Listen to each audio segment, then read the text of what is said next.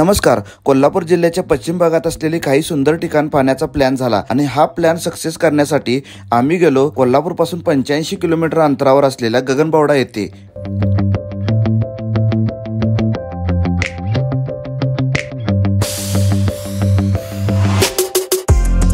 15 दिवसापासून कोसळणाऱ्या पावसाला थोडीशी विश्रांती भेटली आणि सर्वत्र सुंदर असे वातावरण होते. त्या वातावरणात आम्ही सकाळी पहाटे 5 वाजता इचलकरंजीमधून निघालो. साधारण 2 तासानंतर आम्ही गगनबावडा येथे पोहोचलो.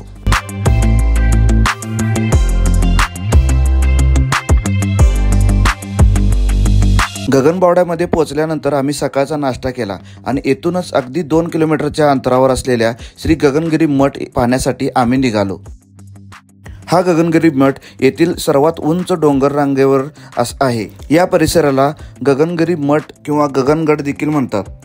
या गगनबावडा गावातून गगनगिरी मठकडे जाताना तुम्हाला थोडा घाट सेक्शन लागतो. इकडे गाडी चालवताना तुम्हाला दिसते की दोन्ही बाजूला खोल अशा दऱ्या आहेत.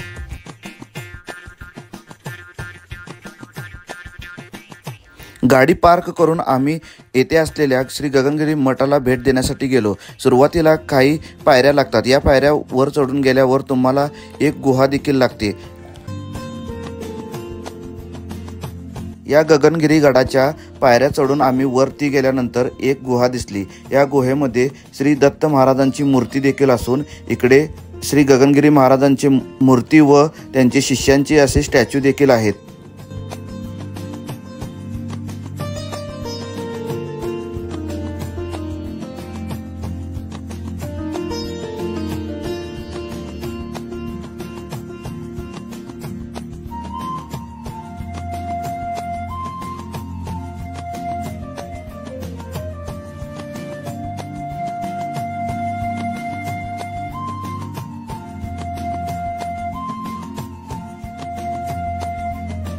या गुहेच्या बाहेरील बाजूस श्री गणपती बाप्पांची मूर्ती देखील कोरलेली आहे. तसेच इकडे अनेक देवतांच्या मूर्त्या देखील असून अनेक धार्मिक प्रसंग देखील इकडे रेखाटलेले आहेत. तुम्ही व्हिडिओमध्ये पाहू शकता.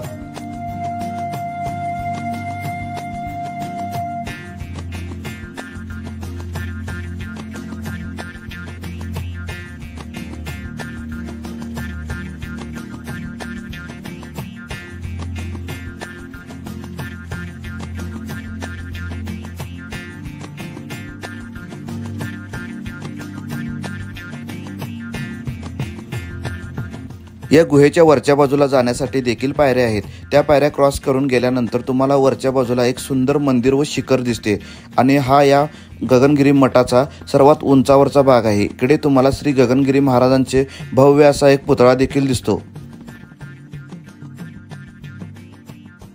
या वरच्या भागातून एक व्ह्यू पॉईंट देखील तयार केलेला आहे. या व्ह्यू पॉईंटमधून तुम्हाला कोल्हापूर व सिंधुदुर्ग जिल्ह्याला जोडणारा एक प्रमुख घाटापैकी एक असलेला करूळ घाट देखील पाहायला भेटतो.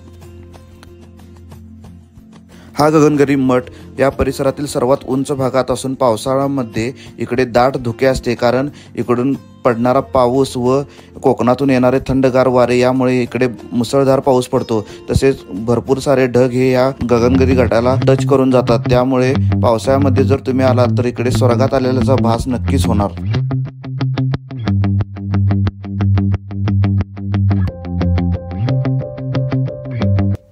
या वरच्या भागात थोडा वेळ टाइम स्पेंड करून आम्ही या गडाच्या पश्चिम भागात गेलो, कारण या पश्चिम भागामध्ये एक व्ह्यू पॉईंट आहे. तिकडून तुम्हाला करूळ घाटाचा एक सुंदर असा नजारा पाहायला भेटतो. तसेच इकडून कोकणामधील वैभववाडी हे गाव देखील पाहायला भेटते.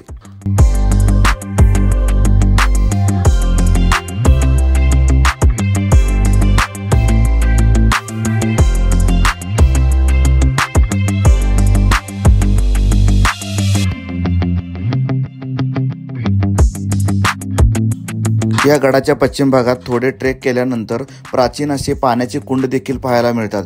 एकूण 7 कुंड असलेल्या या परिसरामधून तुम्हाला कोकणाचा सुंदर असा नजारा पाहायला भेटतो. तसेच इकडचा दुसरा एक घाट आहे जो भुईबावडा घाट म्हणतात, तो देखील पाहायला मिळतो. या गगनगिरी मठाकडे जाताना जो घाट लागतो तिकडे उजव्या बाजूला एक दगड आहे. त्याचा आकार हा गणपती बाप्पासारखा आहे. त्यामुळे काही लोकांनी त्याला रंगरंगोटी करून सुंदर असं गणपती बाप्पांचे रूप साकारले आहे, ते पण तुम्ही बघू शकता। अत्यंत पवित्र असलेले हे स्थान या पावसाळ्यामध्ये किंवा उन्हाळ्यामध्ये किंवा थंडीमध्ये तुम्ही कधीही आला तरी तुम्हाला खूप शांतता इकडे लाभेल।